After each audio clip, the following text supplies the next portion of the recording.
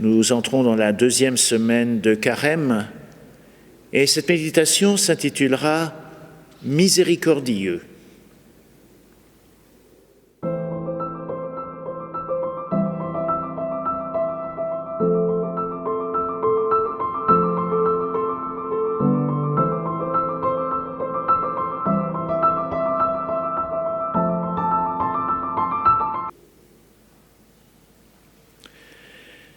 De l'Évangile de Jésus-Christ selon saint Luc.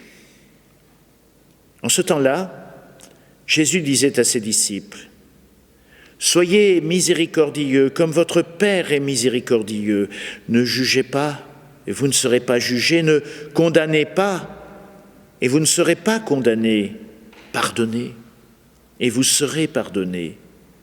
Donnez et l'on vous donnera. C'est une mesure bien pleine, tassée, secouée, débordante, qui sera versée dans le pan de votre vêtement.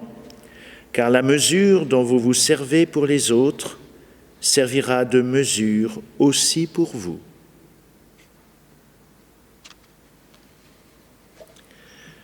Savez-vous ce qu'est une miséricorde ? Lorsque je regarde le dictionnaire, je vois que ce mot peut avoir plusieurs sens très concrets. C'est une petite console fixée sur la partie supérieure du siège pliant d'une stalle dans le chœur d'une église, un monastère, qui permettait aux moines de prendre appui lorsqu'il était debout, siège relevé, pouvait ainsi être assis en réalité tout en faisant semblant d'être debout. C'est aussi, et c'est plus sinistre, un petit couteau, une dague effilée, dont les combattants se servaient au XIVe siècle pour achever leurs adversaires à terre, et sur la lame de laquelle était gravée une prière pour celui qui allait mourir. Comme quoi, tout peut être perverti. Mais, bien sûr, la miséricorde dont parle Jésus ne suppose ni d'être paresseux, ni d'être violent, bien au contraire. Soyez miséricordieux comme votre Père est miséricordieux. Mais c'est vertigineux. Nous sommes d'abord invités à prendre conscience des sommes fabuleuses de tendresse que notre Dieu déploie pour chacune et chacun de nous. Tendresse inconditionnelle, à la mesure de ce qu'il est. Mais en face, quelle est notre réponse ? Oubli ? Ingratitude, doute, égarement. Nous peinons en vérité à nous ajuster à ce débordement d'amour à notre égard. Nous creusons une dette de tendresse, un déficit de réponse. Mais Dieu ne nous juge pas en toute justice comme le ferait un magistrat équitable. Il nous juge à la mesure de ce qu'il est, à la mesure de sa miséricorde. Mais on ne force pas la reconnaissance. Elle est réponse libre à un acte de bonté. Il serait dommage que la jubilation que devrait provoquer notre sentiment d'être aimé sans limite par le Dieu de tendresse soit détournée par notre désir d'étrangler celles et ceux qui ont une dette à notre égard, celles et ceux qui nous ont fait tort et de qui nous voulons nous venger. Pardonner, c'est plus que donner, comme parfaire. C'est plus que faire. Alors il vaut mieux construire des ponts que des murs.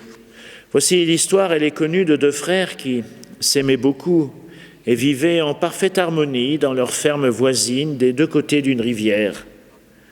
Ils vivaient du travail de leurs champs comme l'avaient fait leurs parents et leurs grands-parents. Ils cultivaient ensemble, en réalité, ils récoltaient ensemble, ils mettaient en commun, ils mutualisaient leur matériel. Mais un jour funeste, un malheureux malentendu entre eux les opposa. Assez vite, le fossé se creusa entre eux jusqu'au jour où ils eurent une vive discussion suivie d'un silence douloureux qui dura plusieurs années. Un jour, quelqu'un frappa à la porte du frère aîné. C'était un travailleur saisonnier qui cherchait de l'emploi. Quelques réparations à faire se proposaient. « Eh bien, répondit le fermier, oui, j'ai du travail pour toi. Tu vois, de l'autre côté de la rivière, c'est là que vit mon frère cadet. Il y a quelques années, il m'a offensé gravement. Nos rapports se sont brisés. Je lui montrai que je veux aussi me venger. Tu vois ces pierres à côté de ma maison? Je voudrais que tu construises un mur de 2 mètres de haut le long de la berge, car sa vue m'est insupportable. » L'homme répondit: « Je crois que j'ai bien compris la situation. » Le fermier aida son nouvel employé à rassembler tout le matériel nécessaire, puis, comme il en avait l'occasion, la saison étant creuse, il partit en voyage, en le laissant seul pendant 1 mois. Il lui inspirait confiance. Lorsqu'il revint, son employé avait déjà terminé son travail, mais de manière bien surprenante. Au lieu d'un mur de 2 mètres de haut, il avait lancé un pont sur la rivière. Le fermier vit alors son frère cadet sortir de chez lui avec un immense sourire en s'exclamant: « Tu es vraiment un frère merveilleux. Construire un pont pour que nous puissions si facilement nous rejoindre alors que nous étions si fâchés.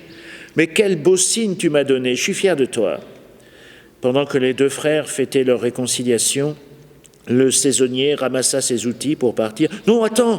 lui dirent les 2 frères, « nous avons du travail pour toi. » Mais il répondit: « Je voudrais bien rester, mais j'ai encore d'autres ponts à construire. » Bon, juste une légende, sans doute assez peu réaliste, mais Jésus, finalement, il est bien un peu comme ça.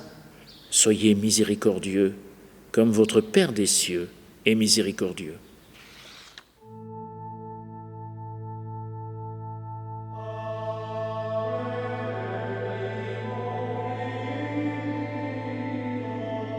Notre Père qui êtes aux cieux, que ton nom soit sanctifié, que ton règne vienne, que ta volonté soit faite, sur la terre comme au ciel. Donne-nous aujourd'hui notre pain de ce jour. Pardonne-nous nos offenses, comme nous pardonnons aussi à ceux qui nous ont offensés. Ne nous laisse pas entrer en tentation, mais délivre-nous du mal. Car c'est à toi qu'appartiennent le règne, la puissance et la gloire, pour les siècles et des siècles. Amen.